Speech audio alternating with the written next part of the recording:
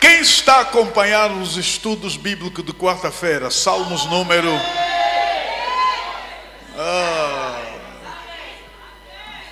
Quem esteve na quarta-feira passada?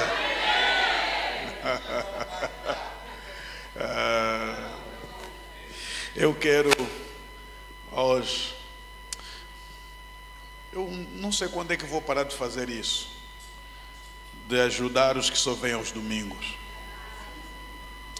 Então eu hoje quero pegar um outro Salmos, que eu já falei às outras quarta-feiras passadas, Salmos número 23, o famoso Salmos.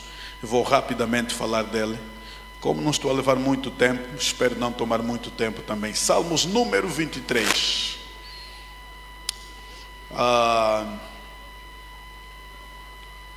Eu falei por algumas quartas-feiras, e a última quarta-feira que eu falei destes Salmos,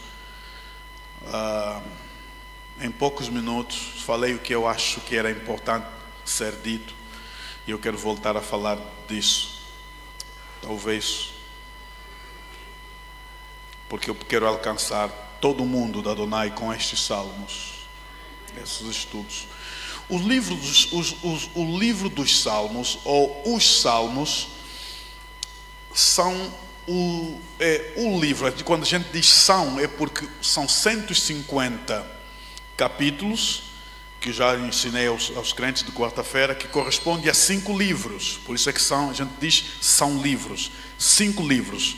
Do capítulo 1 até o capítulo 42 é um livro. Do capítulo 43 até o capítulo 62 é um livro. De 63 até 72 é outro livro. E vai por aí até o último capítulo, que é o 150. Agora, os Salmos, por serem canções judaicas, por fazer parte, é o cancionário judeu, eles foram compostos dentro de uma linha, não apenas dentro de um padrão da poesia hebraica, mas os salmos, por serem salmos, a gente não diz que é salmos capítulo tal, versículo tal, é salmos número. Então vamos ler Salmos número 23 e o verso, porque é canção, então não é versículo, são versos. Salmos número 23, vamos ler os versos, os 5 versos, porque são são apenas 5. O Senhor é o meu pastor, nada me faltará. Deitar-me faz em verdes pastos, guia-me mansamente a águas tranquilas, refrigera minha alma, guia-me pelas veredas da justiça, por amor do seu nome. Ainda que eu andasse pelo vale da sombra da morte, não temeria mal algum, porque tu estás comigo. Eu gosto sempre de dizer, não é eu estou contigo, tu estás comigo. Olhe para mim. Isso é privilégio só de crente. É privilégio de quem ama, serve a Deus. Privilégio é, enquanto eu estiver vivo, tu estás comigo. Quando eu morrer, eu estarei contigo. Porque tu estás comigo. A tua vara e o teu cajado me... Um dia desses vou falar só disso. Tua vara e o teu cajado tem uma diferença e é grande. A mídia já correu. Estou no quarto ainda. Estou a explicar. Tua vara e o teu cajado me consolam. Como é que vara consola? Se é vara, como é que consola? Vamos trabalhar isso um dia. Estamos no versículo 5. Preparas uma mesa perante mim na presença dos meus inimigos. Unges com óleo a minha cabeça, o meu cálice transborda. Certamente que a bondade e a misericórdia me seguirão todos os dias da minha vida e habitarei na casa do Senhor por longos dias. Vamos voltar a ler o versículo 1, que é a base do que o pastor vai falar hoje. O Senhor é o meu pastor. Mais uma vez. O Senhor é o meu pastor. nada me faltará. Agora diz para você mesmo: o Senhor é o meu pastor e nada me faltará. Felizes são os que têm pastor. E eu vou lhes fazer entender hoje a relação pastor e ovelha, que é muito importante. Onde vou começar num ponto e vou terminar num ponto que para mim é chave. É chave. Quero avisar, a comandante Vilma falou muito bem. Quero avisar, se tem alguém que vem passear, aqui tem bué de câmera. Essas câmeras aqui pegam bem. E dá para controlar no telefone. Quer dizer que eu mesmo estando no porto, eu controlo. Estou a ver o culto, acompanhar, estou a ver. Enquanto o culto é andamento, mas estou a ver. Porque é verdade, isso é verdade. E não é só aqui em Angola. A pastora Elizabeth tem dito que estamos na igreja, não estamos no céu, não é? Então estamos na igreja, não sei. Tenham bondade de sentar. Eu quero fazer uso da palavra em poucos minutos, porque ainda tenho um outro compromisso.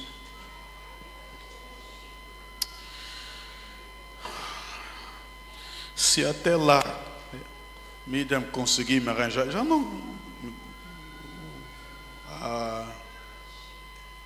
A imagem seria bom, porque eu quero lhes dizer o seguinte.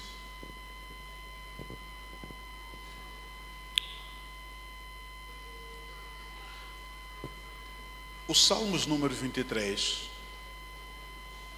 é um dos salmos mais conhecidos da Bíblia. É um dos salmos mais famosos.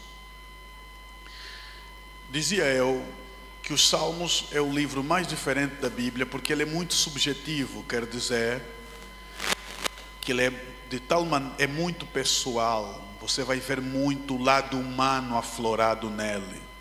Por isso, nos Salmos, você vai encontrar, às vezes, o homem a desabafar e a usar palavras assaiduras em relação a Deus. Você vai encontrar o salmista a dizer, por exemplo: por que me abandonaste? Quebraste os meus ossos e os meus inimigos riem-se de mim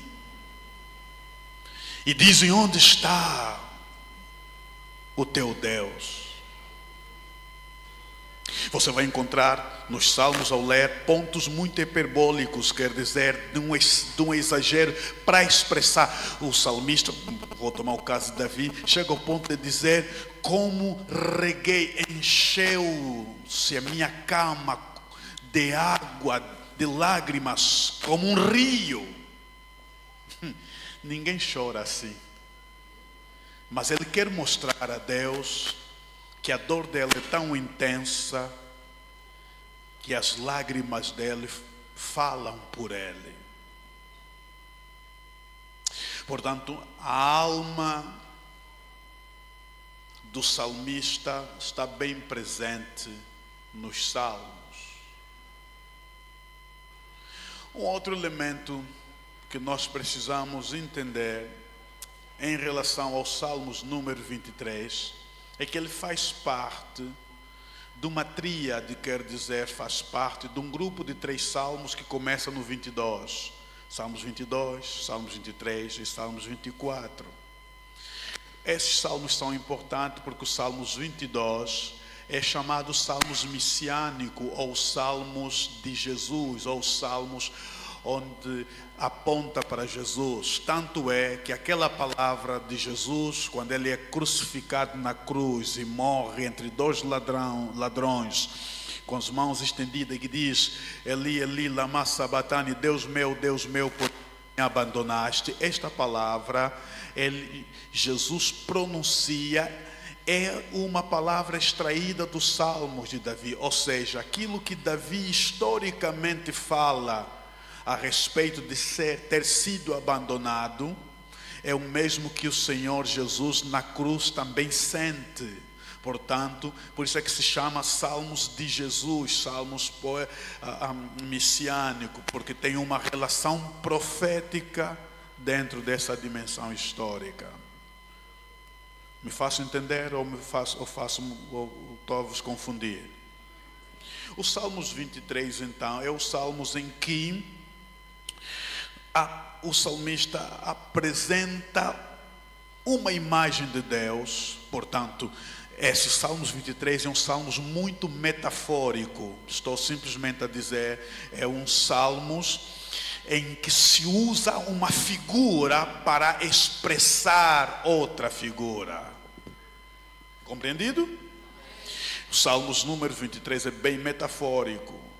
E quando se estuda metáforas na Bíblia, existem aquelas que são diretas e aquelas que são indiretas. Então, quando a Bíblia diz, o Senhor é meu pastor, é uma expressão de uma metáfora. O Senhor é meu pastor. Agora deixa eu falar ao nível de criança. Na nossa mente de criança, alguém me dizer que o Senhor Deus é meu pastor, você não está a lhe fazer entender nada, porque ele sabe, a criança sabe o que é um pastor. E a criança sabe, pelo menos aprendido dos pais, quem é Deus. Deus é Deus, Criador, Redentor, Todo-Poderoso, Soberano. E quando você diz que esse Deus Todo-Poderoso, Soberano, Criador, é pastor, você vai baralhar a criança. Então, estamos perante uma metáfora. Ou seja, na relação de Deus com o homem, vai passar, ou passa também, por você olhar para um pastor e olhar para uma ovelha. E a relação pastor e ovelha tem alguma coisa da relação Deus com o cristão. O Salmos 24, que é o último dessa tríade, é o Salmos que vai apontar para o Senhor como Rei. Ok, então, Salmos 22 é o Salmos do Messias. Salmos 23 é o Salmos do pastor. Salmos 24 é o Salmos do Rei. O tempo verbal dos Salmos 22 é passado. O tempo verbal dos Salmos 23 é presente, o Senhor é. O tempo verbal do Salmos 24 é futuro. Por isso é que ele vai ser o nosso Rei. No Salmo 22 há uma imagem. No Salmo 23 há outra imagem. E no Salmos 24 há outra imagem. Salmos 24 há a imagem do cetro real. Salmos 23 há a imagem do cajado. Salmos do número 22 há a imagem do serviço, porque é do servo que sofre. Agora, olhe, preste atenção, que eu vou começar a lhes explicar alguma coisa que é muito forte, que é importante sobre, porque senão ia lhes falar disso, que é importante. Eu quero desafiar a igreja, mudar teu conceito. E o que me motiva a pregar isso hoje, no domingo, o que me motiva a ensinar-lhes, é que estamos a viver tempos extremamente difíceis, em que um dos ofícios mais atacados na terra é do pastor. Me refiro ao pastor eclesiástico. E no final, eu vou lhes mostrar um lado bom disso e um lado ruim. Esse é um dos ofícios mais atacados. Há 3 dias, eu vendo e ouvindo as notícias dos Estados Unidos, porque eu acompanho notícias do mundo. E eu, ao ouvir as notícias dos Estados Unidos, por eu pego Fox News, CNN, My News, outros, e ao acompanhar, percebi-me de que está-se a aventar a possibilidade do atual presidente dos Estados Unidos. Ele definiu, colocou-se, essa atual administração definiu, colocou-se alguns países que terão, a quem se dificultará o acesso aos Estados Unidos. Tem na lista vermelha, na lista amarela, e laranja, e entre as quais inclui-se Angola. E eu gosto de ler os comentários. Eu tenho esse vício. Esse é um vício que eu tenho. Eu gosto de ler os comentários. Estou a falar porque eu prefiro acompanhar pela internet. E ao seguir os comentários, tomei ciência, me percebi que muitos, inclusive muitos africanos, aliás a maioria eram os africanos, que estavam efusivamente a saudar esta eventual política da atual administração dos Estados Unidos, e eles iam enumerando: ok, neguem, rejeitem os vícios, sobretudo dos políticos, dos pastores. Eu lembrei-me que eu escrevi num dos meus livros os 3 pés mais perigosos: polícia, político e pastores. Se os 3 funcionarem bem, a sociedade está boa. Se os 3 funcionarem mal, a sociedade está mal. Eu fiquei assim, uau! Primeira coisa que me veio na mente: o que esses indivíduos têm contra os pastores? Por quê?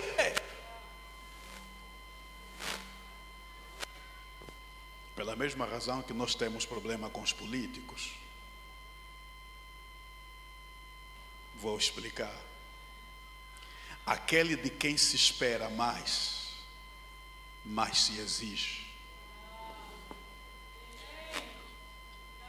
Todo pastor deve colocar isso na cabeça. Todo político deveria colocar isso na cabeça. Aquele de quem se espera mais.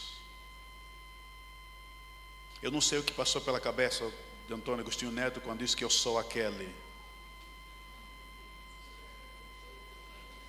de quem se espera. Aquele de quem mais se espera, mais se exige. Na nossa linguagem religiosa, a mordomia de quem mais se espera é altíssima. E então é natural a cobrança. E o que ocorre é o quê? É que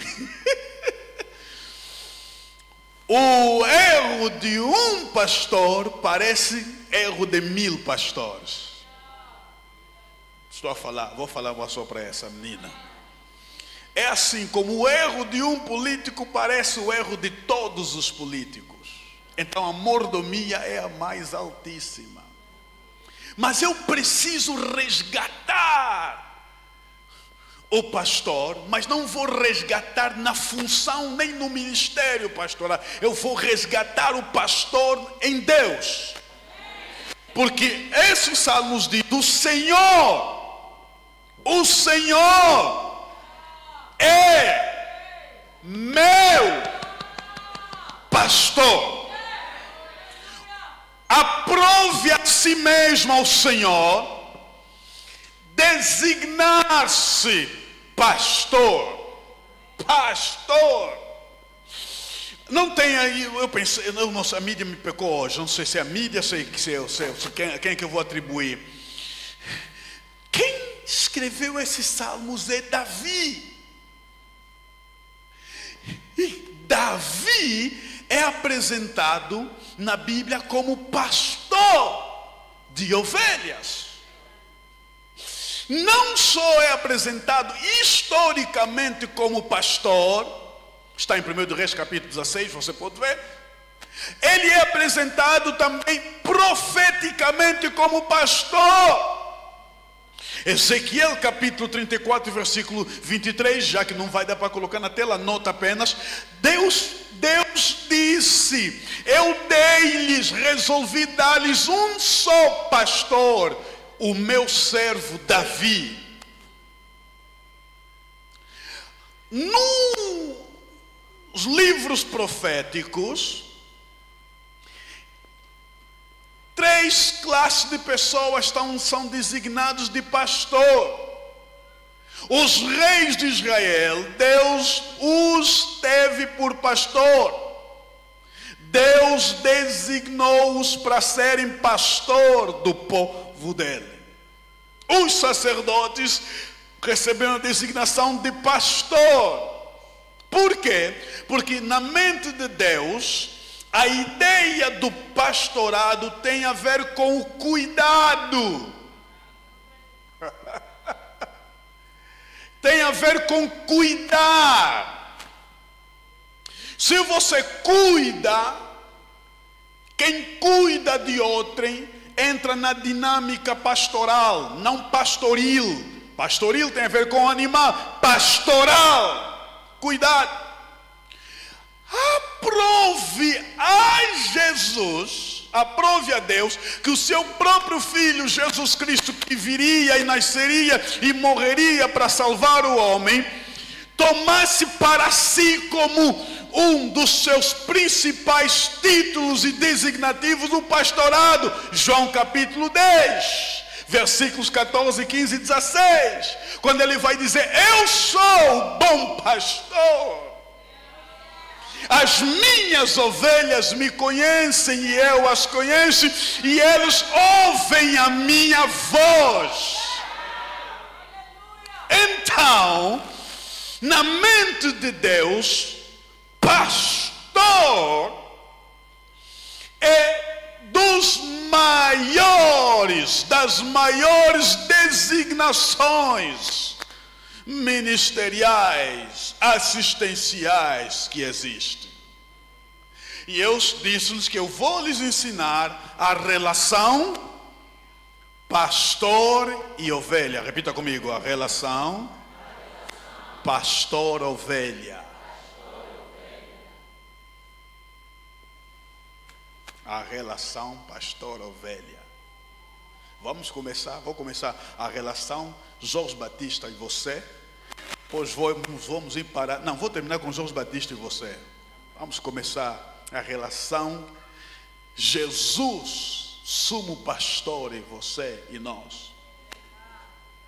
Por quê? Posso começar a pregar?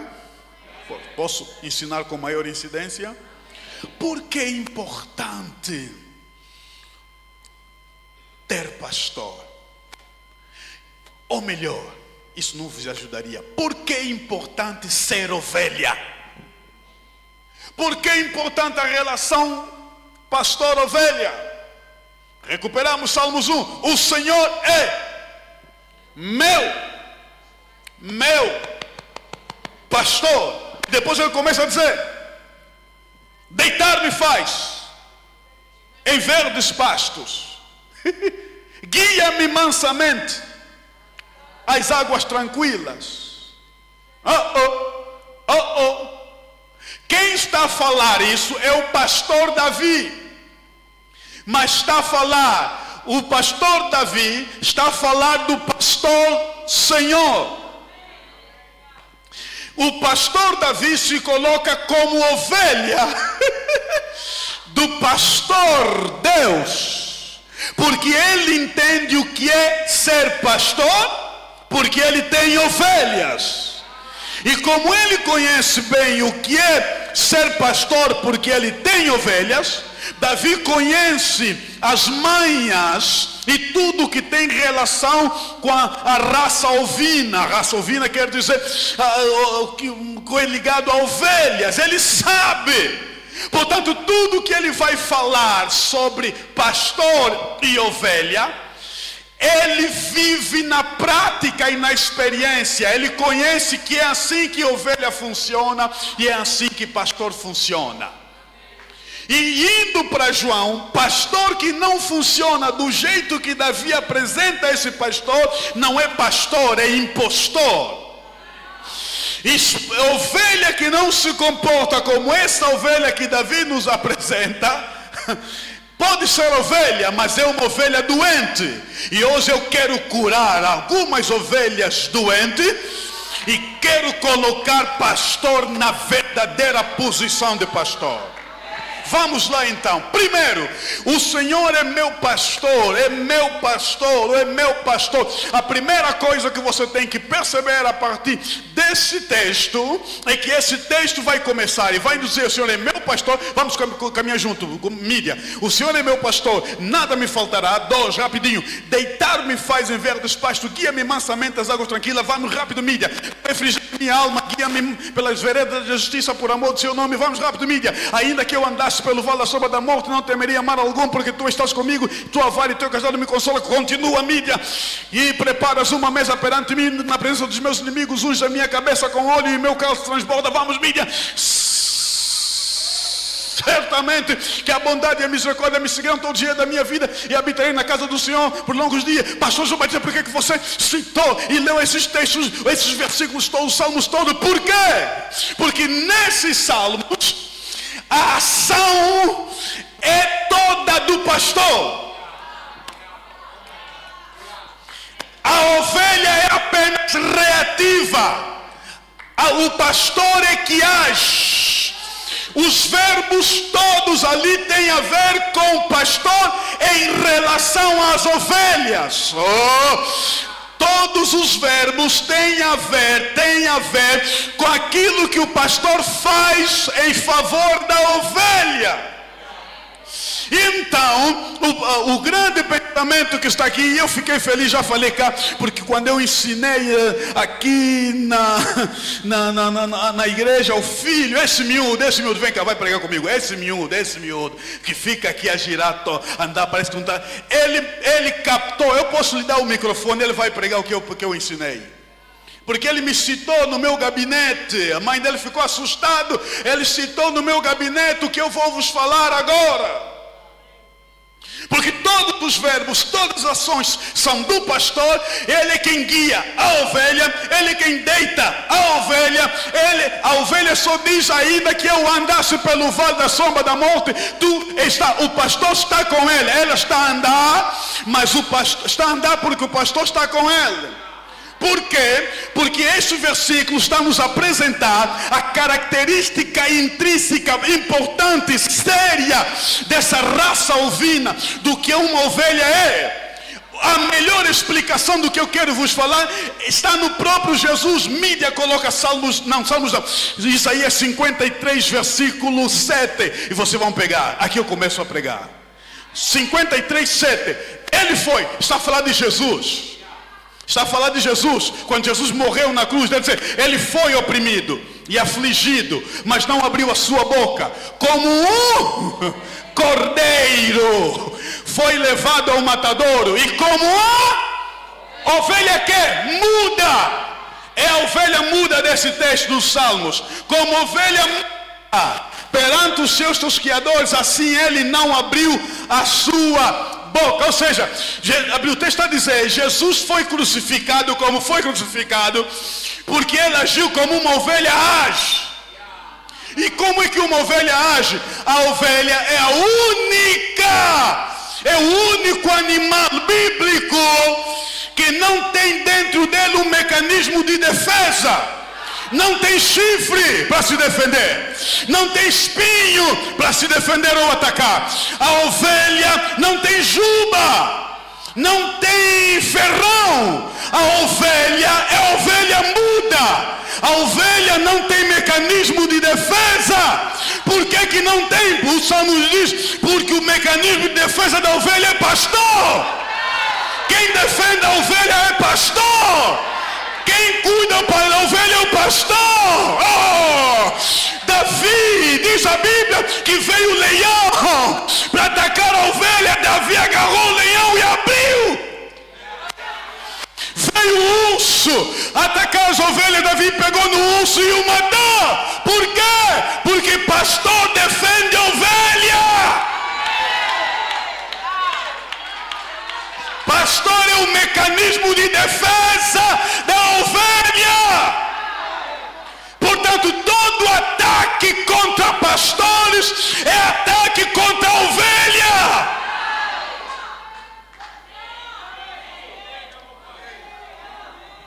Só vos falar isso porque o próprio crente entra em conversas com o ímpio. Você vê onde está falando mal de pastor, o próprio crente que tem pastor também fala mal.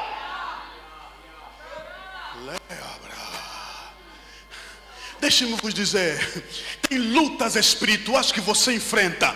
Você tem